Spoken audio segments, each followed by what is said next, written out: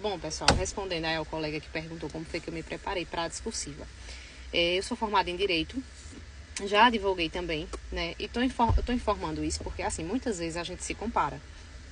Só que acontece, cada pessoa tem sua formação, tem ali sua experiência, sua trajetória, né? E segundo ponto, que eu acho que é importante falar, é que teve uma coisa que eu observei, que muita gente não leu o edital. Por quê? Quando eu saí da prova, eu notei que algumas pessoas disseram que tinham respondido as perguntas de forma separada. Pergunta 1 e pergunta 2. Ou seja, o edital dizia que ia ser um texto dissertativo argumentativo, que tem que ter introdução, desenvolvimento e conclusão. E também na pergunta vinha dizendo isso. Então, o que é importante, minha gente, é ler o edital. Eu sei que não é legal ler edital, é chato, só que no YouTube tem tanta gente analisando edital. Se você puder colocar o fone de ouvido, ir pra academia e fazer suas coisas e ficar ali. Eu colocava edital TJPE no YouTube.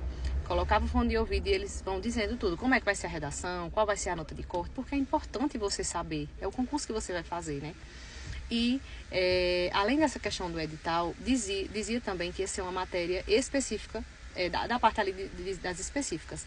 Então, é importante que quando você estiver estudando, você tenha o seu material de estudo, né? Ali o seu caderno de erros, o seu caderno de resumo, de mapas mentais, seja o caderno físico mesmo ou ali no tablet. Por quê? A memória da gente, ela trabalha muito na fotografia, né? No que eu estou vendo, que eu estou escrevendo, que eu estou relendo, minha memória vai lembrar, meu cérebro vai lembrar quando cair ali na discursiva para eu poder escrever, né? Um segundo ponto também que é bem importante é praticar a redação. Redação é prática, né? Nas últimas semanas, faltando 15 dias para a prova, eu fazia uma redação a cada 2 ou 3 dias, de temas variados, aí feminicídio, racismo, princípios de direito administrativo e constitucional. E aí, quando era um tema que eu não sabia, eu ia lá no ChatGPT e falava assim: redija para mim um texto dissertativo argumentativo a respeito de gestão de contratos. Ele vai redigir para você. Se você não sabe nada, o que ele vai redigir já serve para você estudar e ali já saber falar sobre o assunto. Por quê? Como a gente não lê mais como antes, né? A gente não tem tanto repertório. E para a gente ter repertório, a gente tem que ler. Então, aí, praticar e ler é essencial. Terceiro ponto, se eu usei algum curso? Não. Quando eu vi que ia ser uma redação atípica, eu fui no YouTube e procurei alguns professores que estivessem falando da redação do TJPE. Eu encontrei redação pontual muito boa. Janaína Arruda, o mago da redação, o brabo da redação, todos eles fizeram redação nesse estilo da IBFC, que caiu agora na prova, que era um caso para a gente analisar em formato dissertativo argumentativo. Ou seja, eu vi como ia ser e eu respondi também algumas questões nesse mesmo modelo. Então, o que me ajudou muito foi isso, ter pesquisado como ia ser e ter assistido essas aulas gratuitas. Eu não comprei curso, tá? Tem curso que tem um grant, tem uma estratégia, tem professores específicos que tem curso para redação, mas eu não adquiri porque eu achei que dava para desenrolar. Achei até que caiu uma coisa mais abstrata, caiu um tema mais técnico, realmente não foi tão fácil, né? Mas aí vem a outra dica que é importante. Eu sempre gosto de ler a prova, ver o que vai cair na redação, fazer a prova inteira e deixar para fazer minha redação no final. Por quê? Porque comigo acontece o seguinte: quando eu leio a redação, o tema, e vou para a prova, meu cérebro fica ali em segundo plano, trabalhando para me ajudar a lembrar de alguma coisa que eu saiba a respeito daquele assunto. Então, quando eu estou fazendo as questões, eu estou lembrando: eita, litigância de má-fé, anoto, poder de polícia, anoto no meu esqueleto. Quando é no final da prova, que eu bebo água, vou ao banheiro, que volto para fazer a redação, minha mente já está toda trabalhada ali no que é que eu quero escrever. E aí, por que é importante observar a prova? Eu não sei se vocês perceberam que eu utilizei o conceito de poder de polícia e também o conceito de litigância de má-fé. E esses dois conceitos estavam na prova. Tinha uma questão que falava sobre poder hierárquico e tinha o que era poder de polícia nela. E tinha uma questão que falava, era a letra A, o conceito de litigância de má-fé. Então, veja a importância de ler a prova.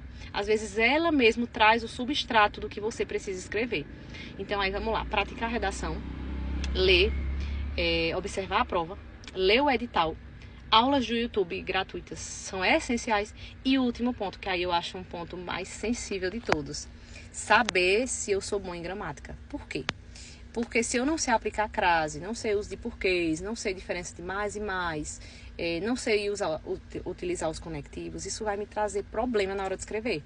Por mais que eu tenha repertório, que eu saiba o que eu quero falar, mas para passar para o papel, eu preciso entender um pouco de gramática. Se eu sei que eu não sei nada de gramática, que eu escrevo tudo errado, então, é como o meu caso, eu sou horrível de raciocínio.